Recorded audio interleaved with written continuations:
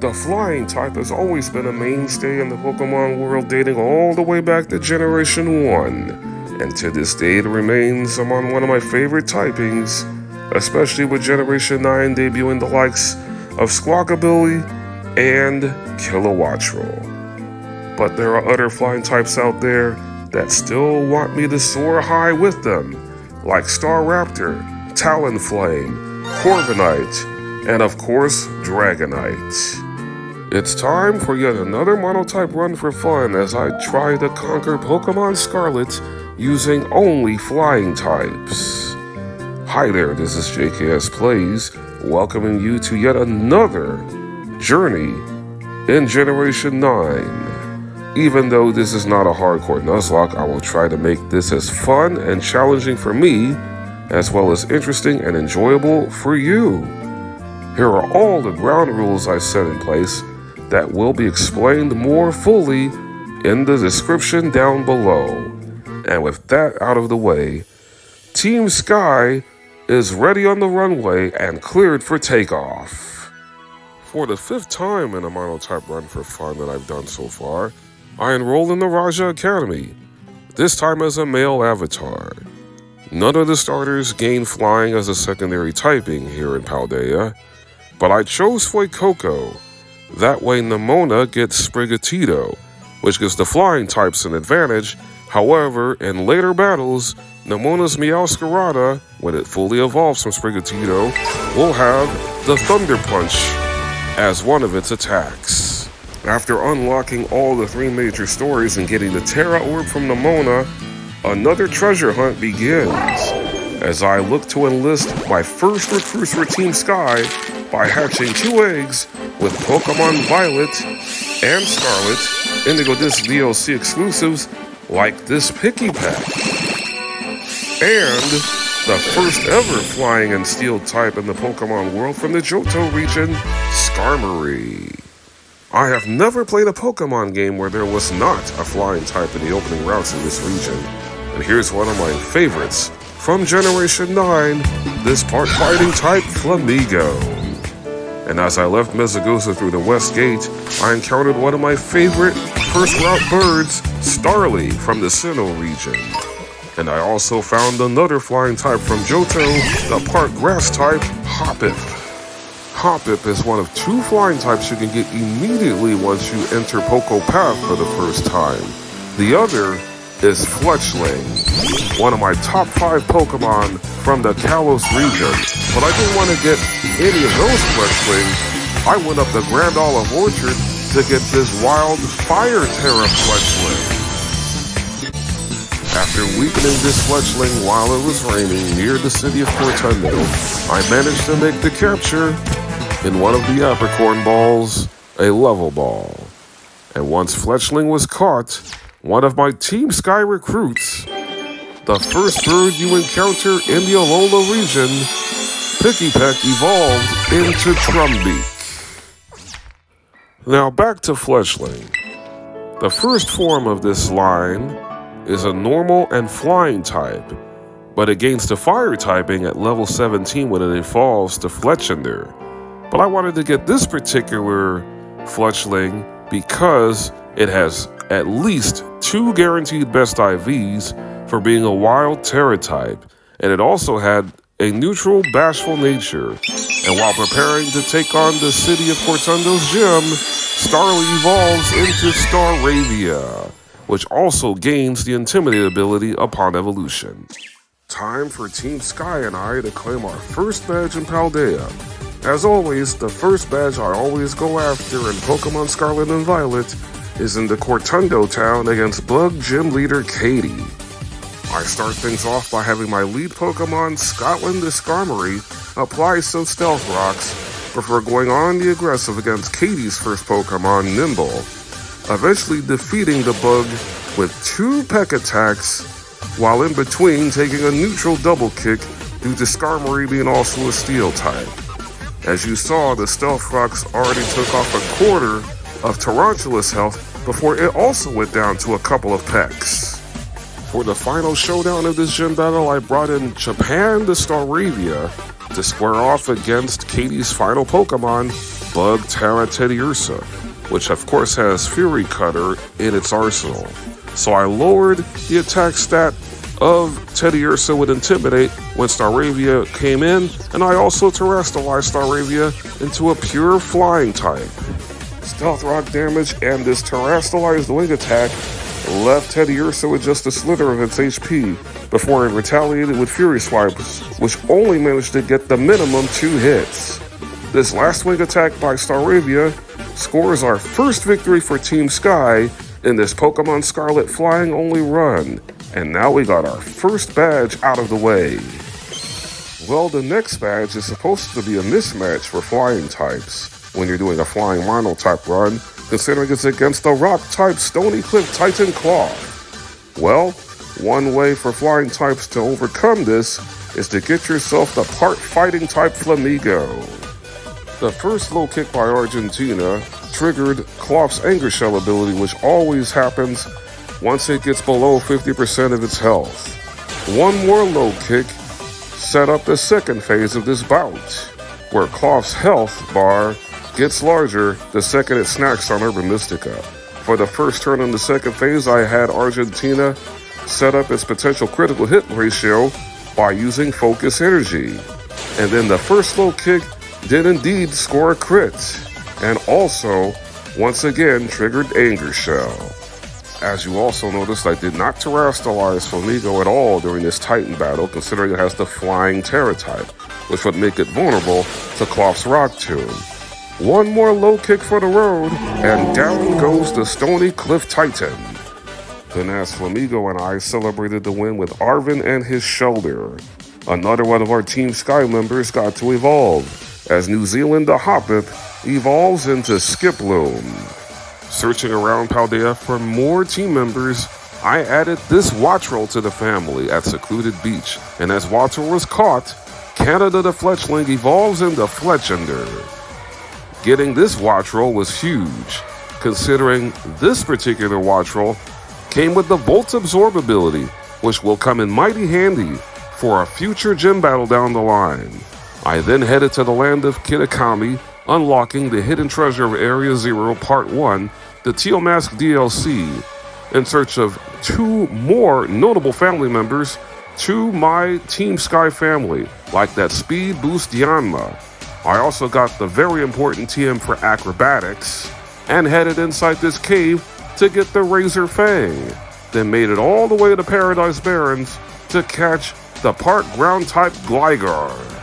Before heading back to Paldea, I got 2 more noteworthy TMs in Hurricane and Earthquake, and as I headed to Artisan Town to go after my next gym badge, I gave Gligar the Razor Fang and made sure it was nighttime to evolve Gligar into Gliscor. Getting Gligar into Teal Mask DLC was extremely important for longevity in this run, as I now go up against the Artisan Town's Grass Gym Leader Brassius. For this battle, it marked the debut of USA the Trumbeak in action, as it was the first Pokemon I taught Acrobatics by TM, even though most of the flying types can learn it by leveling up. It's a base 55 flying physical attack if the Pokemon is holding an item. If it's not holding an item, the power doubles to 110, which is exactly why I taught it the Trumbeak and not giving it an item. That way it would ensure an easy one-hit knockout against Brassius' first 2 Pokemon, Petalil and Smoliv. I terrestrialized on the second turn against Smoliv, as I knew I needed some more power for Brassius' ace, Grass Tera Truly Wudo, who uses Trailblaze to build its speed back up after being brought down to its 30 with the first Acrobatics. However, this fourth Acrobatics was a guaranteed knockout, considering Sudowoodo was at 1 HP, making this the second easiest gym badge win. And now the obedience level cap is at 30. I next decided to challenge the Team Star Dark Base for my 4th badge, and just outside the hideout, I added another recruit to Team Sky in Swablu, giving me a 3rd Pokemon currently, with also being the normal type, the others being Staravia and Trumbeak. Fletchling also is a part normal flying type, but loses the normal typing and gains the fire typing when it evolves into Fletchender. And would you believe it, this Swablu came with the ridiculously common, uncommon mark, as it's once again time for me to wipe the second squad off the map as I go up against the Team Star Dark leader Giacomo. This marks the battle debut for London the Gliscor, who immediately makes its presence felt by wiping out Poniard with an earthquake. With Giacomo's first Pokemon succumbing to the tremors, he immediately sends out the jacked up Revavroom, the second Starmobile, who lowered London's attack with Intimidate and then lowered the special attack of London by hitting Snarl. The Intimidate made the Earthquake didn't do much, and I needed to make a change. After this Earthquake did minimal damage, and I decided to bring in Argentina the Flamigo, who immediately got its special defense lowered on the switch with Metal Sound, and then took a Swift to the face before delivering with Low Kick, taking the Starmobile deep into the orange. After surviving a critical hit Swift, the second Low Kick brought the first Team Starmobile in this run down to a crashing halt, earning Team Sky our fourth badge in this run. Then I immediately headed east to avoid some rocks being dropped from the sky by another Gen 9 flying type that also shares the dark typing. It's the Open Sky Titan Bombardier. This particular Titan battle can be tough for flying types, even though Bombardier is also a flying type. The reason being is that it has the ability Rocky Payload, which makes any rock move Bombardier throws at the flying types give Bombardier the same type attack bonus. Not to mention, after you defeat Bombardier, you immediately get thrust into the second phase of this battle, considering this is the only Titan battle in Scarlet and Violet that you are not allowed to heal, which is why I elected to have Skarmory do all the dirty work for my team, considering it has Roost to heal up HP. And like I mentioned earlier in this run, Skarmory also has the Steel typing, which means it'll only take neutral damage from rock type attacks and resist any of the flying type attacks Bombardier has, which in this case is Wing Attack. I also taught Skarmory the TM for Rock Tomb, combining that with Arven's Knackley when it finally decides to attack with Rock Throw. The foul creature has no more hopes for survival, as now Team Sky and I have effectively claimed 5 badges. Right after defeating Nemona in a warm-up match before taking on my third gym, Germany the Watchroll evolves into Kilowattrel at level 25. But now it's time for one of the most dangerous matchups of this entire run. Team Sky has been breezing through, but now they are about to potentially hit some turbulence as I enter the Iono zone in Levincia Town, as I square off versus the lean, mean, streaming queen herself, a master of electric-type Pokemon. Even though I had 3-part normal-type flyers along with a ground type that's immune to electric attacks, I still answered Iono that I was honestly a little worried about how this gym battle is going to go down, especially considering Iono's ace Pokemon, Electric Tera Mismagius, has no weaknesses the second the Ghost terastallizes. And as the battle commences, Iono leads off with her own Rockroll against my obvious lead for this bout, the part ground type Gliscor, who one-shots Watchroll with an Ice Fang to start this match off, forcing Iono to call upon Bellybolt with the super effective Water Gun, which never got the fire off after Gliscor finished off Bellybolt in one hit with Earthquake. Unfortunately, I caught Gliscor as a Gligar without its Hypercutter ability, so I made a quick substitution to briefly bring in Japan to Staravia to drop an unnecessary Intimidate on Luxio and to soak up Luxio's Intimidate, then immediately swap back in Gliscor to bait out that super effective Spark, which would have one-shot Staravia. Luxio was quickly taken care of with an Earthquake, setting the stage for the main event of this bout. And now you're about to see exactly why I have 3 flyers with normal as a secondary typing in Swablu, Trumbeak, and Staravia, the second Iono called upon Mismagius and terastallized the Sinnoh Ghost into Tera Electric. Let me break this down for you just a moment. Mismagius only has 3 moves in its moveset. The status move, Confuse Ray, which Mismagius loves to use to power up its ghost move Hex, which doubles in damage whenever the Pokemon is suffering from a status condition. The third move is the move that Mismagius uses for Electric Tera power in Charge Beam, which has the small chance of increasing Mismagius' special attack by 1 stage. You can completely lock Mismagius out of this gym battle entirely by resorting to this strategy called Power Point Stalling. It's not one of the more honorable strategies if you're doing a hardcore Nuzlocke or even a Monotype run for fun like what I'm doing, but sometimes you gotta win by any means necessary, especially if you're at a disadvantage. The only Pokemon on my team that I did not use for this long, tedious process was Flamigo. Charge Beam and Hex, for those of you who may not know, each have 10 power points. So in order for me to protect Team Sky, getting out of this battle unscathed without suffering a loss of any of my Team Sky members, I had to force Mismagius into using all 20 combined Charge Beam and Hex attacks, which took forever. 1 eternity later. Fast forward to the part where Mismagius was out of its Hex attacks. I subbed in London the Gliscor to bait out Charge Beam, which I thought was the 10th and final one. It turned out it was the 9th one. I subbed in Paris the Swablu, thinking that Mismagius was going to use Confuse Ray again, but it used its final Charge Beam, which, thank Arceus, missed its mark. After 21 minutes of calculated baiting and switching, Mismagius is out of usable moves. So the only move Mismagius can do is Struggle, which hits all Pokemon regardless of what type the Pokemon is.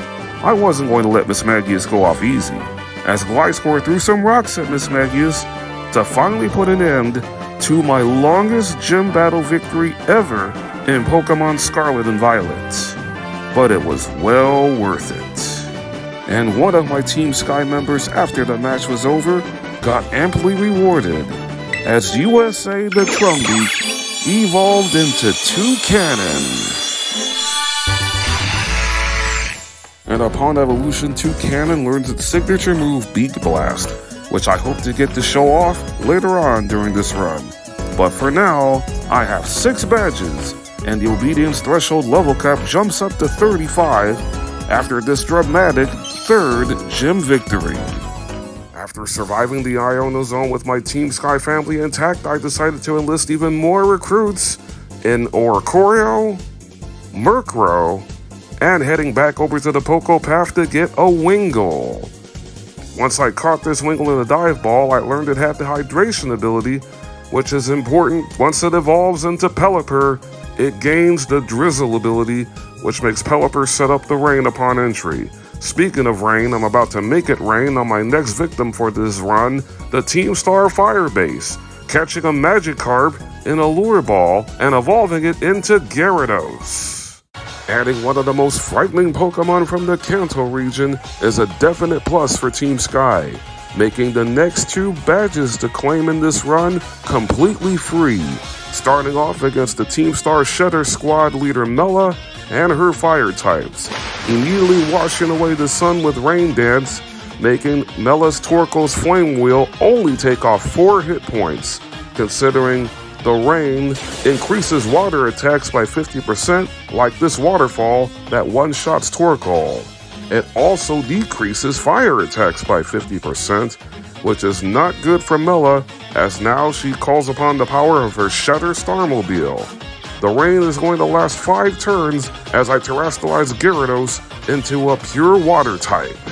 The 2 main reasons for terrestrializing Gyarados was to give it the double stab bonus for its waterfall, but to also negate the burn from Mela's Blazing Torque, which was nerfed by the rain anyway, ensuring that Gyarados' second waterfall would score the victory and send the second Team Starmobile into the junkyard. Decisively collecting my 7th badge, I immediately targeted the lurking Steel Titan Orthworm next, giving Gyarados a rocky helmet to hold, and I even taught it the technical machine for Flamethrower to dissect Orthworm's special defense stat, which is at a paltry 55. The second phase of this Titan bout seemed easier than the first, especially when Arven's Toad School was able to confuse Orthworm with Supersonic. The flamethrower and rocky helmet damage whenever Orthworm lands an attack on Gyarados was starting to pile up. Then on the second turn, Orthworm hit itself. And now with Orthworm down at red health, it was rendered helpless before being knocked out by the combination of Toadschool's Grass Knot and one more flamethrower from Gyarados, vanquishing our third Titan in this run. Before pursuing my 9th badge, I headed towards Alfrenata Town, reaching the Leaking Tower of Paldea, did some jumping with Koraidon to get the Thunder TM. I also found a Duskstone while traveling to evolve Murkrow into Honchkrow, and then my shiny hunting sense kicked in as a mass outbreak for a certain flying type appeared on the map in the West Province for Drifloon, which is also a part ghost type that debuted in Generation 4, my favorite region in all of Pokemon, the Sinnoh region. I didn't need to make a sandwich to increase shiny odds for this one, even though I did implement the shiny charm to find this shiny Drifloon, the awesome golden balloon, which is safe to just stop and stare, considering they're not aggressive in Scarlet and Violet, like they are in Pokemon Legends Arceus. I did not encounter a non-flying type that was shiny before encountering this shiny Drifloon, which is going against one of my Monotype Run for Fun rules. However, for golden shinies, I can make that exception. This shiny Drifloon came with the Unburden ability, which boosts the speed of Drifloon whenever the item it's holding is either used like a berry or lost if a Pokemon used a move like Pluck or Thief. And one more evolution while the obedience level cap is still at 35, beyond my learn to move Ancient Power, which gives me the opportunity to evolve Barcelona into Yanmega. I then headed up to Cascarrafa Town to do combat against Water Gym Leader Kofu in pursuit of my 4th gym badge, beginning with a very risky strategy, starting with Finland the Pelipper to set up the rain against Kofu's lead Pokemon Veluza. The risk was swapping out Pelipper and bringing in Germany to kill a Watchroll, a Pokemon that's also an electric type but has paper-thin defenses. And thankfully, Veluza's Aqua Cutter, powered up by the rain, did not land a critical hit, making the risk pay off big time. As all 3 of Kofu's Pokemon got lit up like fireworks on the 4th of July with a triple play of thunder attacks, making this gym battle an absolute laugher. Team Sky now has 9 badges, and the obedience level cap is now at 40. Kicking off the second half of my Pokemon Scarlet flying-only run, Team Sky was about to get even stronger as Africa evolved into Shiny Drifblim, Japan evolved into Staraptor, Canada evolved into Talonflame, and Paris evolved into the part Dragon-type Altaria. And considering I was next going to target the Team Star Poison base for my 10th badge, I went up South Province Area 5 to catch one of my favorite regional birds of all time, Rookie D, in a luxury ball. And after finding out Rookie D has the Dawn Mark, I evolved Brazil all the way to its final evolution, Corviknight, gaining the secondary steel typing as I quickly headed up the Tag Tree Thicket to deal with Team Star Poison leader Atticus. I caught Brazil as a Rookie D with the Keen Eye ability. It becomes the Pressure ability when fully evolved into Corviknight. Pressure is an ability that causes an opposing Pokemon to use 2 power points instead of 1 off of any attack or status move, which is painfully evident here as I once again abuse the fact that Atticus's lead Pokemon Skuntank can only hit Steel-type Pokemon with the Dark Priority move Sucker Punch, a move that only has 5 power points, a move that Skuntank can only use 3 times against a Pokemon with the Pressure ability. On top of that, Skuntank's only other moves are Toxic and Venoshock, moves that cannot touch Steel types, unless you have the Corrosion ability like Salandit. This gave me the sweet freedom to fully max out Corviknight's attack and accuracy by using Hone Claws on the first 6 turns before taking down all 3 of Atticus's Pokemon before facing off against the Navi Starmobile. Knowing that the Team Star's Poison Starmobile has Flame Charge, a fire physical attack that builds up the Starmobile's speed and super effective against Steel types, I decided to terrestrialize Corviknight into a Tera Flying type to get rid of its Fire type weakness. As predicted, Flame Charge connected on the first turn before I had Corviknight let loose with a double stab terrestrialized Drill Peck for massive damage. By terrestrializing, Corviknight now can get hit by the noxious Torque, but thankfully Corviknight did not get poisoned before a second Drill Peck sends the third Team Starmobile into the scrap heap. Successfully raiding another Team Star base for our 10th overall badge, Team Sky is rolling and is about to get bolstered even further with the addition of another part fighting type, the Kalos Regent stud, Hawlucha. I then headed to Castaroya Lake and climbed up one of the 3 watchtowers to get the TM for Brave Bird before heading back to Medali Town to face off against the most popular gym leader in all of Paldea, normal gym leader Larry. One of my main objectives for this gym battle was to not allow Larry's lead Pokemon Komala to put any of my Team Sky members to sleep with Yawn, a move Komala likes to use that puts opposing Pokemon to sleep in 2 turns. The tag team of Hawlucha and Toucannon eventually put Komala down with both using Brick Break. It was Toucannon's Brick Break that scored the KO. I then swapped Hawlucha back in to deal with Larry's second Pokemon, the Dunsparce, who loves to paralyze opposing Pokemon with Glare, but it cannot paralyze Hawlucha due to Mexico having the Limber ability. The combination of Brick Break and Drain Punch took the Dunsparce out. For the main event in this gym battle, I gave everyone in the Treasure Eatery a real treat when I brought out Japan, the Staraptor, to deal with Larry's ace normal Tera Staraptor. Not that I needed to, I terrestrialized my own Staraptor into a Tera Flying type, while Larry terrestrialized his Staraptor after both birds intimidated each other. Upon evolution, Staraptor learns the powerful fighting physical attack Close Combat, which struck Larry's Staraptor for over half of its HP. However, Close Combat does lower the user's defenses when it connects, enabling for Larry Staraptor to get a solid blow in with the normal Tera Facade before it went down to a second Close Combat. My Staraptor survived and won the mirror match, giving Team Sky and I 5 gym badges. And as a result of that gym badge win, the obedience level cap rises to 45 as I evolve New Zealand into Jumpluff, then immediately headed over to Montevera Town to go up against the MIC of RIP, Ghost Gym Leader Rhyme in the only gym double battle. I led with Gyarados and Honchkrow for this gym battle, as Gyarados dropped in Intimidate to lower the attack stats of Rhyme's 2 Pokemon Mimikyu and Banette, the latter of which got immediately dropped by Honchkrow's Sucker Punch. Then I had Gyarados use Crunch to break the disguise of Mimikyu. And after the disguise was broken, the crowd went wild, and both of my Pokemon got a boost to both their attack stats as Rhyme brought out her 3rd Pokemon, Houndstone. On the second turn, Mimikyu outsped everyone and hit Honchkrow with a slash before it went down to Honchkrow's Night Slash. Also during that turn, Gyarados took Houndstone down to 1 HP with a powerful Crunch attack. Instead of using the Fairy move Play Rough on Honchkrow, Houndstone elected to use Phantom Force, which was targeting Gyarados, as Rhyme brought out her ace Pokemon, Ghost Tera Toxtricity. I wisely swapped out Gyarados in favor of Toucannon, a part normal type, to soak up the Phantom Force, as Rhyme terrestrialized her Toxtricity, who by the way is an electric type.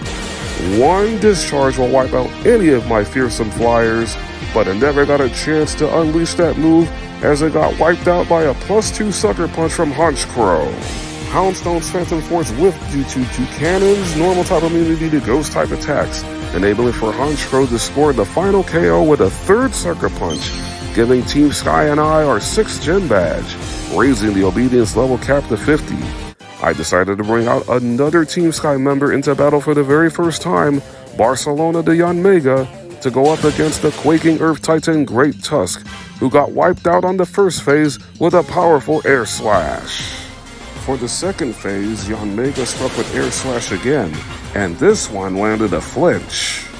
And since Great Tusk cannot hit Stomping Tantrum on Yanmega, along with Brick Break being resistant, the best move Great Tusk has that can hit Yanmega is Rapid Spin, making this Titan battle once again completely free for Team Sky. so I decided to polish off this bout by terrestrializing Omega, delivering one more air slash to put down the ancient Dawn fan. At this point of the run, Team Sky was red hot, and I wanted to keep that streak going as I headed up to Alfrenada Town to face off against Psychic Gym Leader Tulip, leading with Thailand the Gyarados to drop and intimidate on Tulip's lead Pokemon Farigiraf, striking first with Crunch before taking a Zen Headbutt at -1, and then Gyarados wiped out Farigiraf with a second Crunch, forcing Tulip to bring out my favorite Pokemon Gardevoir, who struck Corviknight with a resistant Psychic before being slapped down and one hit by Corviknight's Steel Wing attack. I then swapped out Brazil to allow for the battle debut of Africa the shiny Drifblim to square off against Tulip's next Pokemon, the Gen 9 Psychic Ostrich Espathra. Upon evolution, Drifblim learns Phantom Force, that ghost-based 90 physical attack that lasts 2 turns, considering the Pokemon that uses the move vanishes behind its opponent before landing an attack. After taking a stinging Shadow Ball after landing the first Phantom Force, the second one took Espathra out, forcing Tulip to summon in her ace, Psychic Tera Florges. My counter for Florges was Italy the Honchkrow. And since Florges has a full attacking set of Psychic, Moonblast, and Petal Blizzard, it made an easy choice to have Honchkrow deliver a priority Dark Move Sucker Punch to secure yet another Gym Badge victory for my Team Sky members, making it 7 total, and the obedience level cap is now at 55. And now for another treacherous matchup in the world of Team Sky. If you know Flyers do not like electricity, they like ice even less. Now it's time to face our fears head on against Ice Gym Leader Grusha atop Glaciato Mountain in pursuit of our 8th and final Gym Badge. I elected to begin this bout with the wide lens holding Mexico de Hawlucha to one-shot Frostmoth with a quad-effective Rock Tomb. The reason for the wide lens was for the next Pokemon Grusha brought out Beartick, who instantly gets one shot with a high jump kick. Not wanting to tempt fate with high jump kick's 90% accuracy twice even with the wide lens, I summoned in Toucannon to deal with Titan, who nearly took Toucannon out with a powerful Ice Spinner. I then had USA retaliate with Rock Blast, a multi-hit move that is guaranteed to hit 5 times due to Toucannon having the Skill Link ability. But now Toucannon is in danger of being wiped out by a priority Ice Shard, so I summoned in Gyarados to drop and Intimidate, take the blow, and then finish off the rest of Titan's health with Crunch. My chosen members for Team Sky survived the most threatening part of this gym battle, but the job is not finished, considering Grusha still has his ace Pokemon, Ice Tera Altaria, a dragon and flying type that normally resists fire type attacks. But the moment Grusha terrestrializes his ace, Altaria will become weak to any fire type move I decided to have Canada the Talonflame use. And of course I wanted to polish off this gym battle in style with a devastating Flare Blitz, which was a guaranteed one-hit KO, and Team Sky has now officially claimed all 8 Paldea region gym badges, which also maxes out the obedience threshold level cap at 100. But as per my Monotype Run for Fun rules, I'm going to freeze the cap at level 75, making me certified to challenge the Pokemon League, which you know me, I want to get all 18 badges before completing all 3 major stories of Pokémon Scarlet and Violet. The next badge I'm after is the Team Star Fairy Base, and Kilowattrel got things off to an electrifying start by eliminating Azumarill in one hit with Thunderbolts. Ortega does have a solid team of hard-hitting fairies, but unfortunately for him, I have 2 flying types that also happen to be steel types, like Corviknight, who one-shots Wigglytuff with an Iron Head. And as far as the third Pokemon Ortega brought out, Dachshund, is concerned, I had the perfect counter by wearing Dachshund down using Scotland the Skarmory, which did not have a single attack in its moveset, but it was dealing damage on literally every turn because of the fact I had Skarmory hold the Rocky Helmet. Skarmory has one of the highest defense stats of all the flying types that is not a pseudo legendary, so I wanted to put it to good use here. The only 4 moves I had in Skarmory's attack set was Protect, Spikes, Stealth Rock, and Roost to heal up any HP that was lost, especially using Roost whenever Dachshund's Crunch attack got a defense drop, which happened twice during this segment. I had Skarmory Roost up one more time to get back up to full HP before this final Crunch from Dachshund ended up having the well-big doggo taking itself out, putting me in a very advantageous position against the Rukba Starmobile, who loves to confuse opposing Pokemon with either Confuse Ray or by striking them with Magical Torque. As you just clearly saw, the 3 layers of Spikes and Stealth Rock that Skarmory laid down while going up against Dachshund did some work on the Starmobile. I swapped out Skarmory and brought back in Corviknight to pile on the damage with Iron Head before being confused by Confuse Ray. On this turn, Brazil managed to break through confusion and deliver a second Iron Head that took the Starmobile down deep into the red. Wanting to shake the confusion off for good, I swapped in Canada the Talonflame to pick up the scraps with Acrobatics. That's now 4 Team Starmobiles destroyed by Team Sky, who now, along with me, own 16 badges. And I wanted to immediately go after number 17 and challenging the False Dragon Titan Dondozo. Once again, Jeremy the Kilowattra was my leadoff hitter, striking Dondozo with Thunder and Thunderbolt after nearly being taken out by a powerful Aqua Tail. For the second phase, I kept Kilowattra in to pile on damage with Discharge. This one was a little bit more easier than the first phase look, considering I have Arven teaming up with me along with his Greedent, who also took damage from Kilowattra's Discharge since it's a widespread move that hits all Pokemon. Another Thunderbolt from Kilowattra sunk Dondozo into the abyss of Kasora Lake, forcing out the real Dragon Titan Tatsugiri.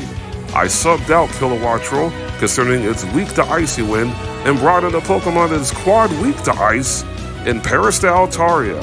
But I had a plan, and the first part of it was terrestrializing Altaria into a Terra Normal type to get rid of its weakness to both Tatsugiri's Icy Wind and Tatsugiri's Stab Special Attack Dragon Pulse.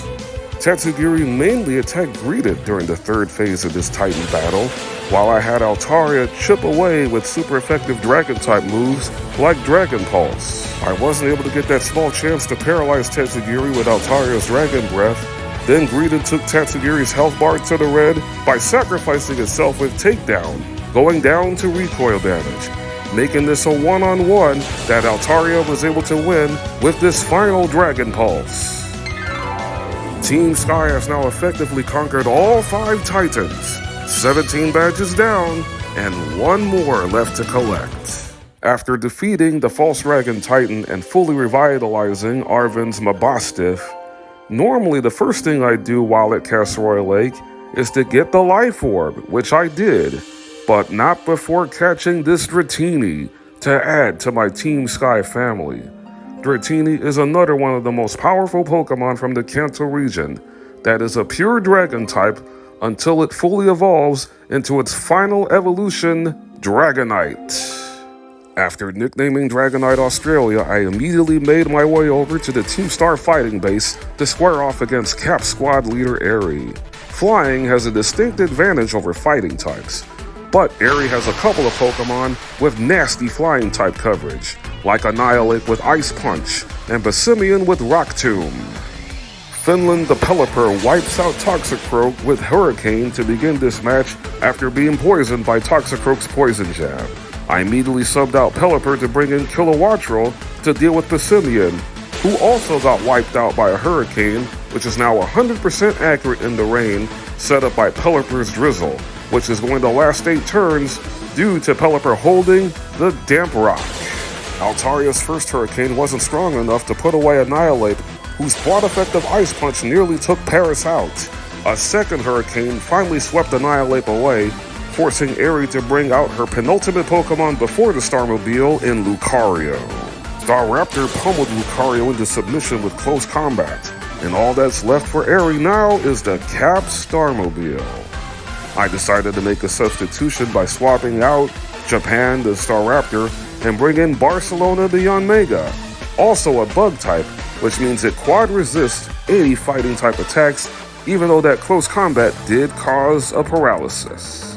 I also made sure Yanmega was holding the Rocky helmet. It was able to break through paralysis the first time and get a speed boost after connecting with the first air slash. Yanmega was fully paralyzed on the next turn, and that's when Eri decided to build up the Starmobile's attack and speed with shift gear to compensate for all the speed boost Yanmega was getting. I only needed Yanmega to break through paralysis 2 more times in order for Team Sky to be victorious. Then Eri decided to throw away any chance at a comeback by using shift gear a 3rd time, which is plenty of time for Yanmega to deliver one final air slash to defeat the final Team Starmobile in this run, giving Team Sky and I all 18 badges. Before making my decision on where to go next, I couldn't resist another mass outbreak for another flying type to add to my Team Sky family, marking this as my final member of Team Sky, as this mass outbreak was for Rufflet.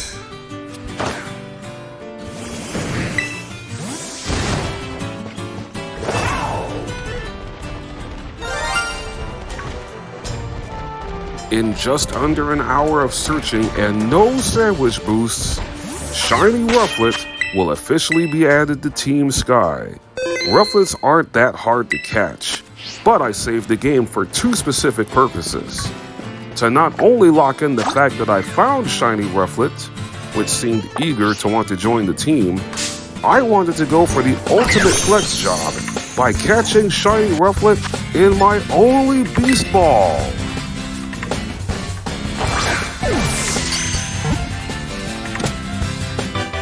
Unbelievable. For those of you who don't know, you get a Beast Ball in Pokémon Scarlet and Violet for completing the Paldea Region Pokédex, getting all 400 Pokémon caught and registered into the Pokédex. This shiny Rufflet has the normal Tera, but I was even more happy to find out that it had the Modest Nature. On top of that, it also has the Sheer Force ability. So with the fact that this shiny Rufflet had the Modest Nature, I could not resist by putting it in Pokemon Home briefly to put in my main save file of Pokemon Legends Arceus to evolve shiny Rufflet into Hisui region to get the awesome looking shiny Hisuian Braviary.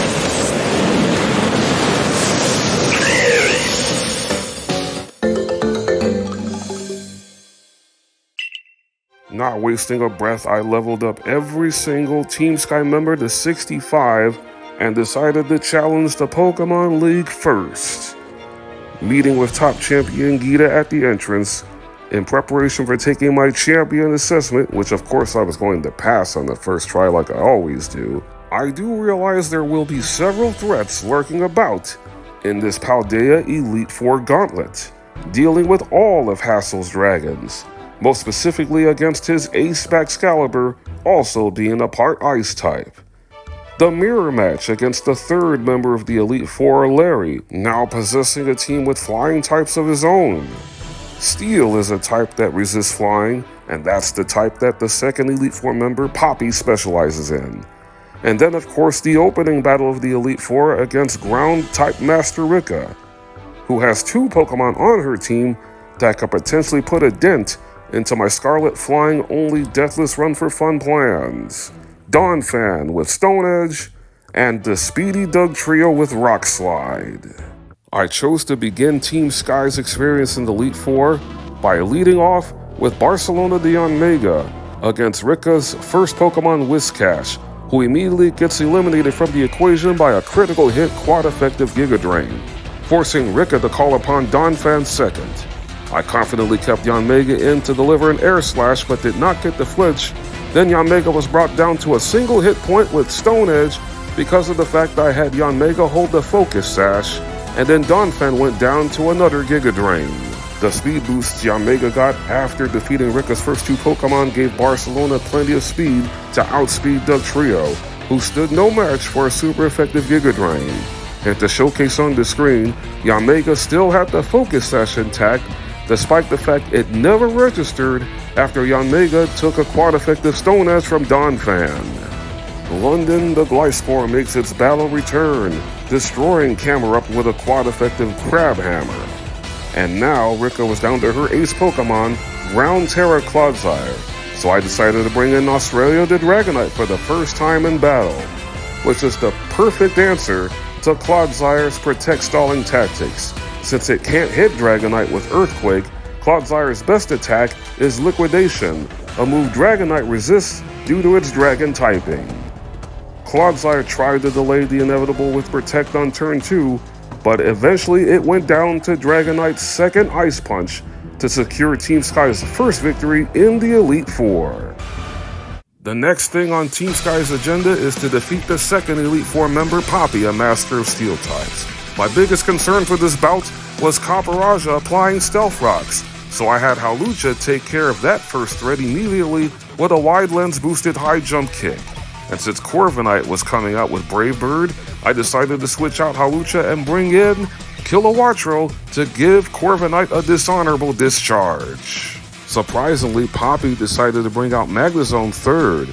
Even though it has an advantage on my Talonflame, I broke the sturdy of Magnezone by having Talonflame pivot out with U-turn to bring in London the Gliscor, and all Magnezone did was set up a light screen before it got deleted by a quad-effective Earthquake. Bronzong came out fourth, so I relied on the super luck ability of Italy the Honchcrow, and it paid off when it destroyed Bronzong with a critical hit Night Slash. And now, Poppy was down to her ace, Steel Tera Tinkaton, so I decided to bring out Talonflame for the finishing touches, immediately terrestrializing Talonflame into a Tera Fire type, considering it's quad weak to Rock type moves. Poppy's Tinkaton, believe it or not, does have Stone Edge, just like Rika's Donphan. Wanting to play it safe, I had Talonflame build up its speed by a stage with the super effective Flame Charge, and then Tinkaton missed Stone Edge, opening the door for Canada to secure Team Sky's second Elite Four triumph with a second double-stab terrestrialized Flame Charge, which now sets the stage for a Flying Type showdown. It is now official. Team Sky versus Team Larry. Which team will prevail in this third Elite Four battle? Larry's first Pokemon is Tropius from the Hoenn region, who gets absolutely smoked by Canada the Talonflame's Flare Blitz. Talonflame lost a third of its HP due to recoil damage, but it was extremely vital for Team Sky to gain the upper hand in this battle of flyers, which is now 2-0 in favor of Team Sky after Kilowattrel discharged Staraptor from this match.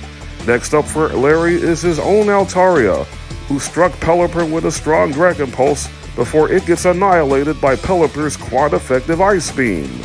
Larry's next Pokemon, Pom-Pop-style Oricorio, threatens Pelipper's existence with an electric move, so I swapped out and brought in London the Gliscor to soak up the Revelation Dance. Lowering Oricorio's speed was important with Rock Tomb, especially after taking a quad-effective Icy Wind. A second Rock Tomb finally ended Oricorio's night, and now Larry was down to his ace Pokemon, his own Flamigo, now a Tera Flying type. I terrestrialized Kilowattrel into a Tera Flying type, not that I needed to, but it was to gain resistance to close combat if Flamigo was faster. But as you can see, Kilowattrel got to terrestrialize first, meaning it has speed for days, and a resounding Thunderbolt zaps Flamigo, giving Team Sky an overwhelming victory. The fourth and final member of the Elite Four is the Dragon Master Hassel, whose lead Pokemon Noivern is stupid fast and always strikes on the first turn with Super Fang, which cuts in half the HP of the opposing Pokemon. So I had USA, the skill linked to Cannon, finish off Noivern with the multi-hit move Rock Blast, which is guaranteed to hit 5 times, but Toucannon only needed 4 to take Noivern out. I was forced to swap Toucannon out, bringing in London the Gliscor to finish off Hassel's Dragougi with Earthquake, considering Dragougi does have the electric special attack Thunderbolt, which is also quad effective on my third Pokemon I chose to bring out, in Finland the Pelipper. After taking a Dragon Rush from Flapple, Pelipper then eradicates the Galar region Rotten Apple with a quad-effective Ice Beam. Then I put all my battle faith and Team Sky's beliefs in Australia the Dragonite to close things out for the remainder of this Elite Four fight. First by taking out Haxorus with a Dragon Claw to set the stage for the final showdown in this battle against Flying Tera Excalibur. I terastallized Dragonite into a Tera Dragon type to shut off its quad weakness to Ice-type moves. Dragonite outspeeds with Dragon Claw before surviving a now 2 times effective Icicle Crash. After living on 48 HP, Dragonite secures the final KO in this Elite Four gauntlet for Team Sky with another double-stab terastallized Dragon Claw. In one of my most exciting runs to date, I take these 6 flying types along with me to represent Team Sky against top champion Gita. Barcelona the speed-boosting Yanmega wearing an assault vest. London the Gliscor with soft sand. Thailand the Gyarados wearing a muscle band. China the shiny Hisuian Braviary holding a life orb. Canada the Talonflame holding a piece of charcoal. And Australia the Dragonite wearing an expert belt. Normally this would be a pushover, but Gita's team has 4 Pokemon with coverage to take down flying types, including her ace Pokemon, Rock Tera Glamora. Not to mention Avalugg being an ice type, Veluza has Ice Fang, and King Gambit with the high critical hit ratio move Stone Edge. But can even Gita withstand our aerial assaults?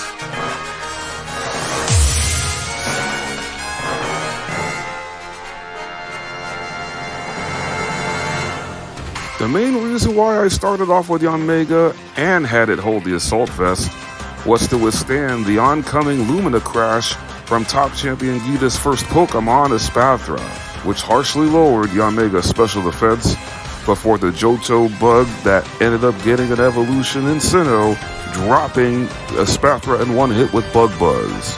And after it got a speed boost, Gita immediately threatened Yanmega's existence by bringing in King Gambit with that rock move Stone Edge, considering Yanmega is quad weak to rock.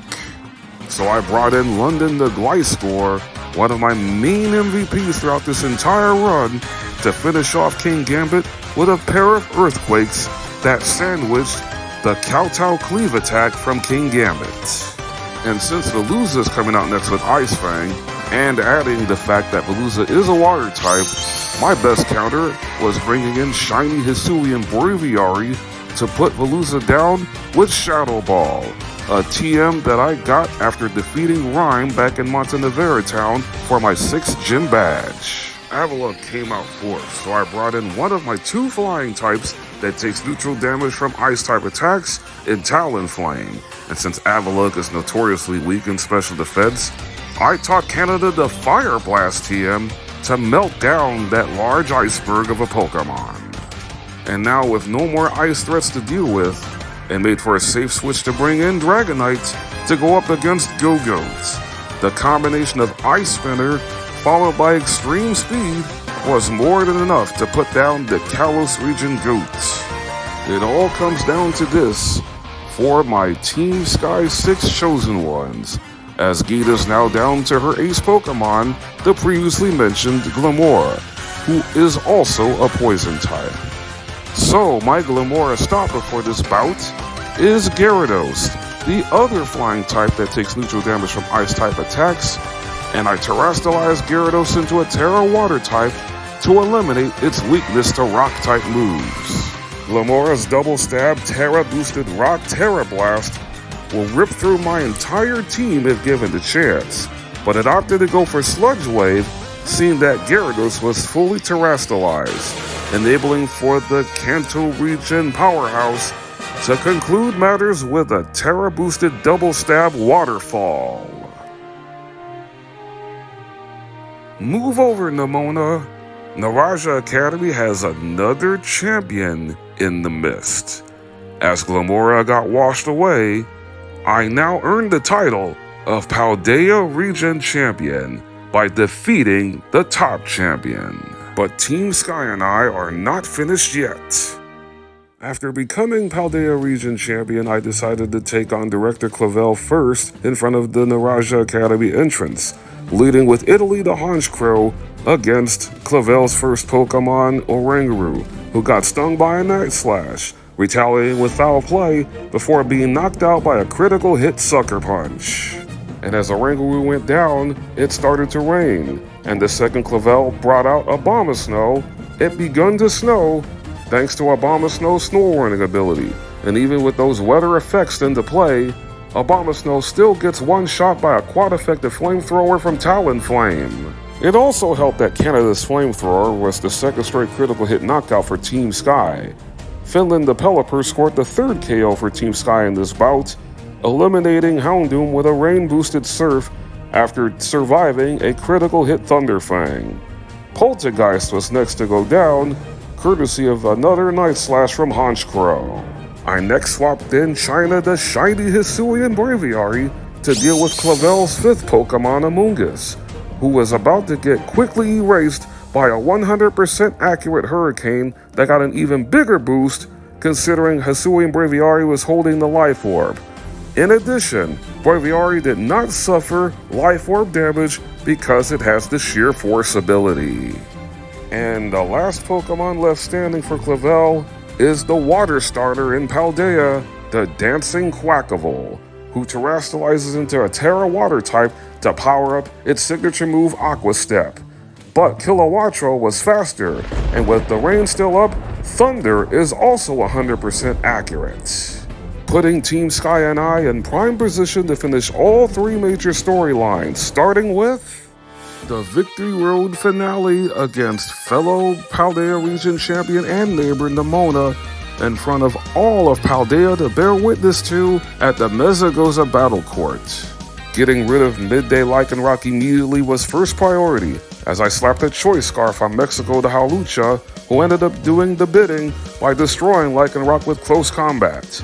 I didn't have a clear counter in mind for Nemona's second Pokemon, Pawmot, so I decided to bring out China the Hisuian Braviary, a part Psychic type, to deal with the part Fighting type, who outspeeds and charged up its signature maneuver, Double Shock.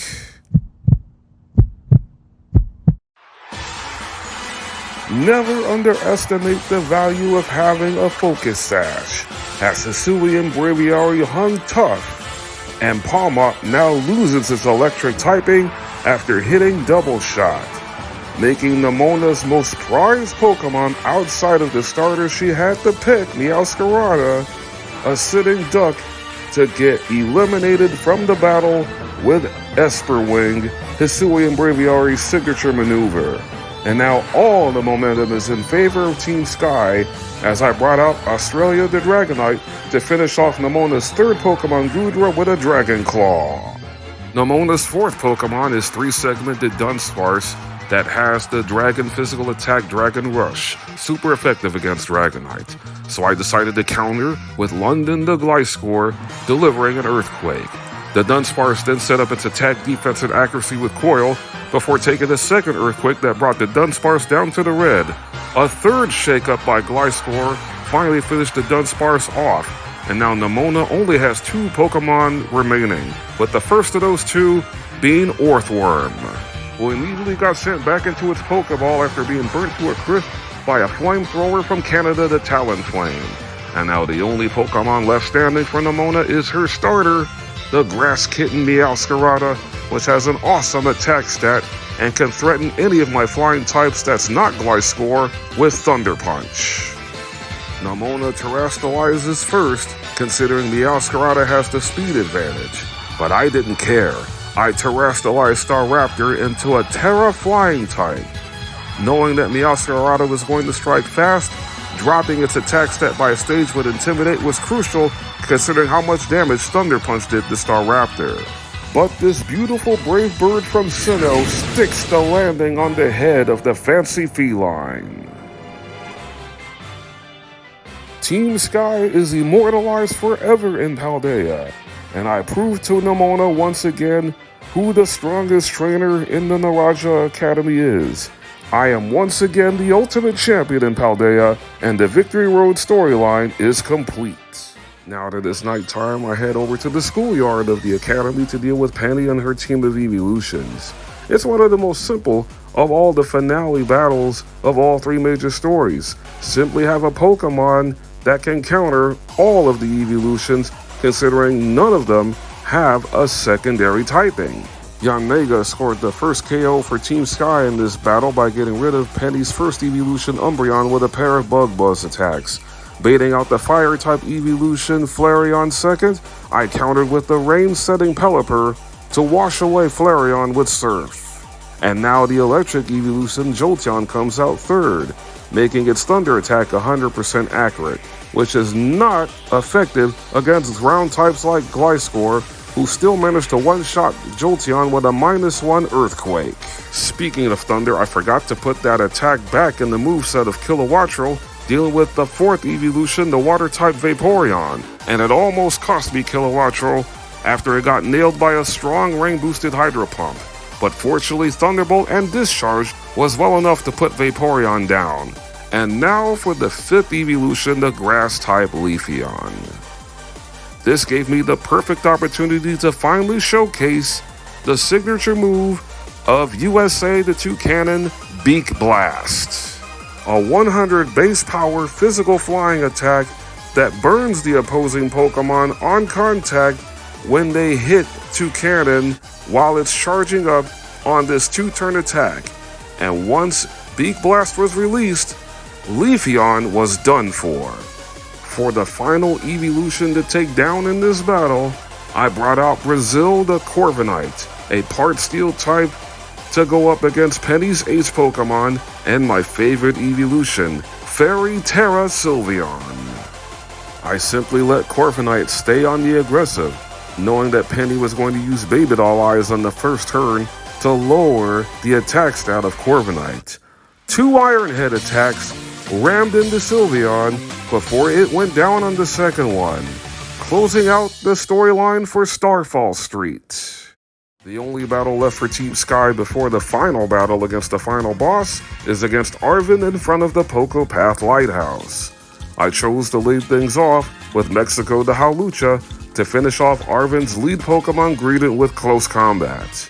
Arven then brought out Clavell in second, so I decided to counter with Canada the Talonflame, who unfortunately had the Charcoal, which powered down the Acrobatics move, needing 2 of them to finish Clavell off.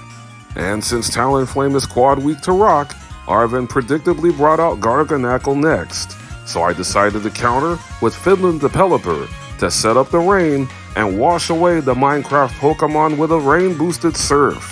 Toedscruel came out fourth, so I brought out Brazil the Corviknight to keep applying the pressure before leveling Toedscruel with a Brave Bird. Arven's fifth Pokemon is Cloyster with the Skill Link ability and the multi-hit moves Rock Blast and Icicle Spear, but it still can't withstand the Thunder from Kilowattrel, leaving Arven with only his final Pokemon, his precious ace Pokemon, Dark Terra Mabosstiff, who I helped revitalize by retrieving all those Herba Mystica throughout the Path of Legend storyline during this run. And knowing that Mabosstiff has the hard-hitting fairy physical attack Play Rough, I terrestrialized Paris the Altaria into a Terra normal type. After taking the Play Rough, Altaria struck for half of Mabosstiff's health with the fairy special attack Moonblast. Then Mabosstiff went for its best move, Crunch, that Altaria managed to withstand on 47 HP before blowing Mabosstiff into the stratosphere with this normal Terra stab-boosted Hyper Beam. And by virtue of this majestic blast by the amazing Altaria, Team Sky and I have officially finished all 3 major storylines, and now it is time for the final fight. Rising above any and all challenges that have came their way, Team Sky is ready to land safely in this Pokémon Scarlet flying-only run, as I join Arven, Nemona, and Penny along with the box legendary Koraidon, as we head down for one final flight down to the deepest depths of Area Zero for the finishing part of this run, the way home story against Professor AI Sada and her destructive array of past Paradox Pokémon. Regardless of what monotype run you want to do in Scarlet, Roaring Moon will always be a threat, especially to flying types because it has the high critical hit ratio rock move Stone Edge. Sandy Shocks has Discharge and Power Gem, while Flutter Mane also has Power Gem and Thunderbolt, which both pack a punch with its near legendary-like special attack stats. Even Screamtail can pose a threat with Ice Punch. Her first Pokemon, however, Slitterwing, was never going to be a problem, considering it's a bug and fighting dual type. The ancient Volcarona was quickly dealt with in deadly fashion, as I elected to lead with Hawlucha, not holding an item, to power up its quad-effective acrobatics.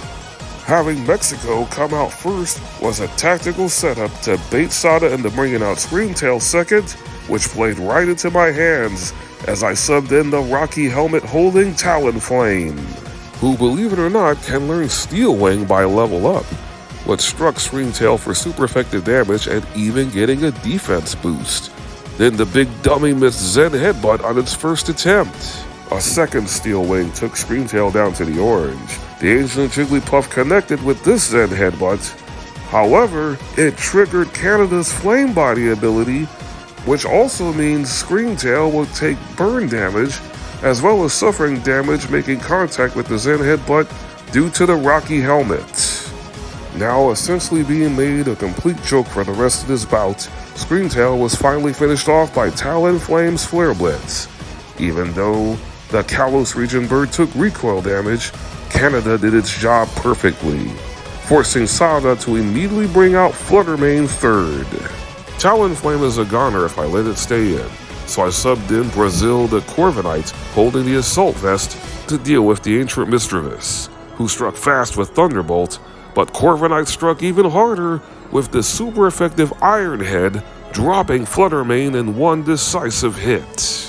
My fabulous flyers were not out of the woods just yet as Sada brought out the electric ground ancient Magneton known as Sandy Shocks, so it made the perfect choice for me to bring out London the Gliscor, one of my many flying MVPs, to quickly get rid of Sandy Shocks with a muscle band boosted Earthquake.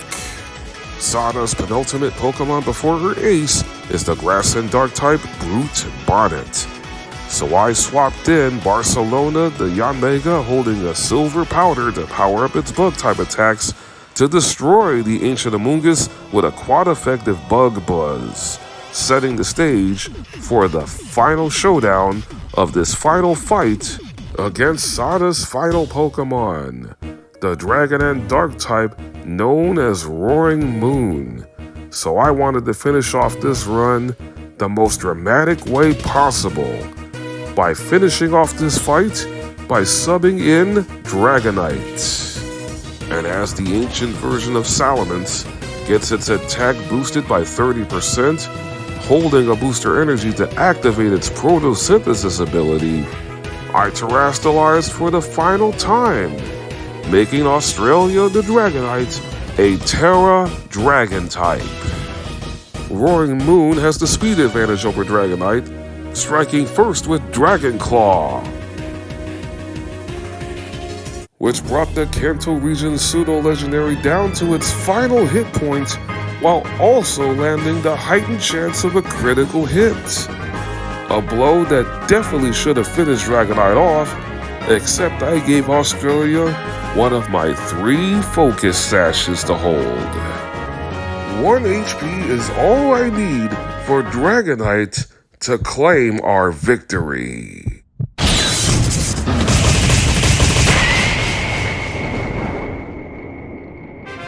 Team Sky is triumphant and flawless, as I have defeated Pokémon Scarlet using only flying types without suffering a single loss of any of my fabulous flyers.